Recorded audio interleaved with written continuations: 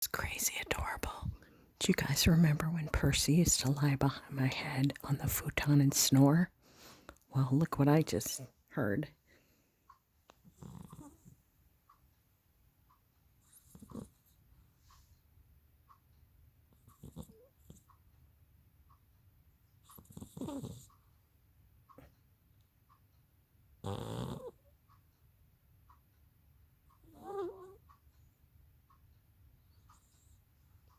I didn't even know he was up there. I'm busy working on a corporate tax return.